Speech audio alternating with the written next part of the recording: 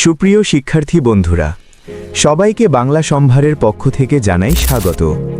প্রতিনিয়ত বাংলা সম্ভার বাংলা ভাষা, সাহিত্য, ব্যাকরণ এবং বাংলা শিক্ষাকে সহজ সরল করার লক্ষ্যে নিয়মিত কাজ করে যাচ্ছে। তার ধারাবাহিকতায় বাংলা সম্ভারের আয়োজন সাহিত্য কথন, যেখানে বিভিন্ন শ্রেণীর বাংলা প্রথম পত্রের সাহিত্য অংশের গদ্য ও কবিতা নিয়ে সংক্ষেপে আমরা সহজভাবে আলোচনা করে ব্যাখ্যা দিয়ে থাকি। আজকে আমাদের আলোচনার বিষয় বনফুল রচিত অদৃশ্যলোক গল্পগ্রন্থের অন্তর্গত নবম-দশম শ্রেণীর নিম গাছ গল্পটি।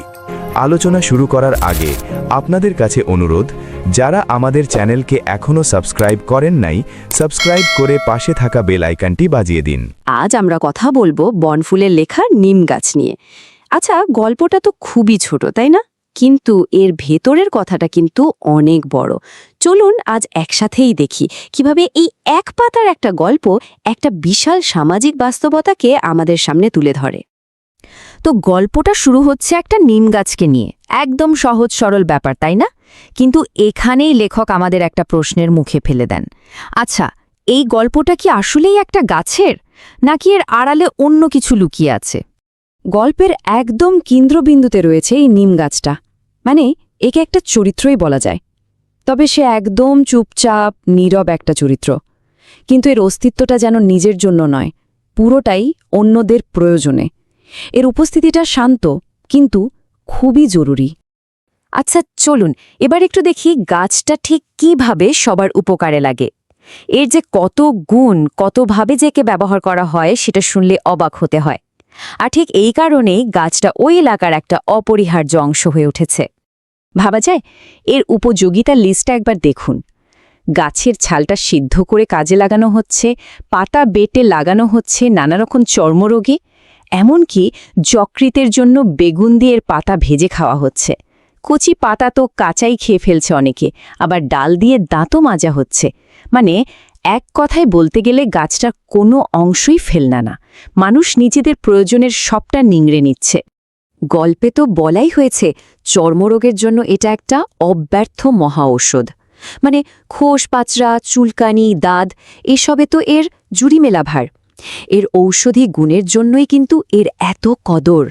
আর ব্যাপারটা এমনও না যে এর গুণাগুণ শুধু সাধারণ মানুষই জানে। বিজ্ঞজনেরা মানে কবিরাজরাও কিন্তু এর প্রশংসায় পঞ্চমুখ। তারা তো বলেনি বাড়ির পাশে এই গাছ থাকলে খুব ভালো, কারণ এর হাওয়াটাও নাকি শরীরের জন্য উপকারী। কিন্তু এখানে গল্পের আসল টুইস্টটা, যে গাছটা এত উপকারী, যার এত গুণ, সেই গাছটা কিন্তু বিনিময়ে এক ফোঁটাও যত্ন পায় না। কি অদ্ভুত একটা বৈপরীত্য, তাই না? এই যে দেখুন, এই ছকটা গল্পের মূল বিষয়টা একেবারে পরিষ্কার করে দিচ্ছে। একদিকে গাছটা কি দিচ্ছে? ঔষধ, স্বাস্থ্য, ছায়া। আর অন্যদিকে সে কি পাচ্ছে? শুধু উদাসীনতা আর আবর্জনা। এই যে দেওয়া আর পাওয়ার মধ্যে এত বড় একটা ফারাক, এটাই কিন্তু গল্পের একেবারে কেন্দ্রে। ব্যাপারটা বেশ অদ্ভুত, তাই না? কেউ গাছটা কাটে না কারণ এটা তাদের দরকার, কিন্তু কেউ এর যত্নও করে না।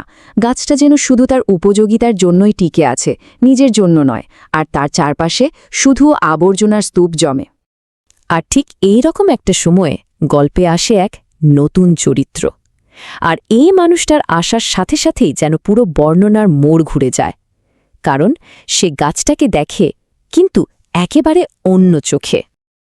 একবার খেয়াল করে দেখুন এই লোকটার আচরণ আর বাকিদের আচরণের মধ্যে তফাৎটা।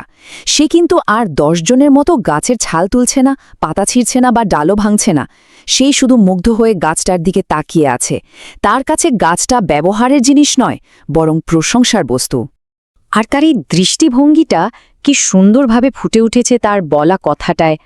কবির ভাষায় নিম গাছের ওই সাদা ফুলের থোকাগুলো যেন এক ঝাঁক নক্ষত্র নেমে এসেছে নীল আকাশ থেকে সবুজ সায়রে। বাহ! তিনি এর মধ্যে উপযোগিতা দেখেননি, দেখেছেন সৌন্দর্য। আর তখনই গল্পকার আমাদের জানিয়ে দেন যে এই নতুন লোকটি সে আসলে কোনো কবিরাজ নয় যে এর গুণাগুণ খুঁজবে। সে একজন কবি, সৌন্দর্যই যার উপাস্য। আর এখানেই তো দৃষ্টিভঙ্গির আসল পার্থক্যটা পরিষ্কার হয়ে গেল। এই প্রথমবার কেউ একজন গাছটাকে তার উপযোগিতার বাইরে গিয়ে দেখল, তাকে সুন্দর বলল, আর এই একটা মাত্র প্রশংসার ছোঁয়ায় গাছটার ভেতরেও যেন একটা নতুন অনুভূতি জেগে উঠল, মুক্তির একটা তীব্র আকাঙ্ক্ষা। গাছটার তখন খুব ইচ্ছে করতে লাগলো ওই কবির সাথে চলে যেতে, কিন্তু ও পারল না। প্রশ্নটা হলো, কেন পারল না? কি তাকে আটকে রেখেছিল? এই প্রশ্নটাই কিন্তু আমাদের গল্পের সবথেকে করুণ সত্যটার দিকে নিয়ে যাবে। এর উত্তরটা আপাতদৃষ্টিতে খুব সাধারণ, কিন্তু এর ভেতরের অর্থটা অনেক গভীর। আসলে গাছটার শিকড় মাটির এতটাই গভীরে চলে গেছে, আর চারপাশের আবর্জনার স্তূপের মধ্যে সে এমনভাবে আটকে আছে যে তার পক্ষে নড়াচড়া করাটাই অসম্ভব। এই যে শারীরিক সীমাবদ্ধতা, এটাই এখানে একটা অসাধারণ রূপক হয়ে উঠেছে। চলুন এবার আমরা গল্পের সেই শেষ লাইনটার দিকে যাই, যে একটা মাত্র লাইন পুরো গল্পের মানেটাই পাল্টে দেবে। লেখক এতক্ষণ ধরে যা কিছু তৈরি করেছেন তার সব রহস্যের পর্দা উঠবে এই একটা বাক্যে। আর সেই মোক্ষম লাইনটা হল, ওদের বাড়ির গৃহকর্ম নিপুণা লক্ষ্মী বউটার ঠিক এক দশা। ব্যাস, এই একটা বাক্য, আর এই একটা বাক্যে পুরো গল্পের ওপর থেকে যেন পর্দাটা সরে গেল। আমরা এতক্ষণ যা পড়ছিলাম তার আসল অর্থটা এবার পরিষ্কার। লেখক এখানে যে কৌশলটা ব্যবহার করেছেন তাকে বলে রূপক বা অ্যালিগারি, মানে একটা সাধারণ গল্পের আড়ালে একটা অনেক বড় গভীর কোনো অর্থ লুকিয়ে রাখা। এখানে নিম গাছটা তেমনই একটা শক্তিশালী রূপক। তাহলে চলুন এবার প্রতীকগুলোকে এক এক করে মিলিয়ে দেখি। এই যে নিম গাছটা, সে আসলে ওই বাড়ির গৃহবধূর প্রতীক। গাছের যে উপযোগিতা, সেটাই হলো ওই নারীর অপুরন্ত সাংসারিক পরিশ্রম। গাছটার প্রতি যে অবহেলা, সেটাই হলো ওই নারীর নিঃস্বার্থ ত্যাগের প্রতি সমাজের উদাসীনতা। আর গাছের ওই গভীর শিকড়, ওটাই হলো পরিবার আর সংসারের প্রতি তার না কাটতে পারা মায়ার বাঁধন। আর এটাই তো লেখক বনফুলের, অর্থাৎ বলাইচাঁদ মুখোপাধ্যায়ের আসল কৃতিত্ব। এত ছোট একটা গল্পের পরিসরে এত বড় একটা সামাজিক বার্তা দেওয়া, এটা বাংলা সাহিত্যের সত্যি খুব কম দেখা যায়। তাহলে শেষ পর্যন্ত গল্পটা আমাদের কি শেখায়? এটা আমাদের শেখায় আমাদের চারপাশের সেই মানুষগুলোকে চিনতে, তাদের সম্মান করতে, যাদের নীরব পরিশ্রম আর ত্যাগের ওপর আমাদের জীবনটা দাঁড়িয়ে থাকে। এটা আসলে নারীর মানবিক মর্যাদা আর তার কাজের স্বীকৃতির জন্য একটা জোরালো আবেদন। এই আলোচনাটা শেষ করার আগে আসুন একটা প্রশ্ন নিয়ে ভাবি।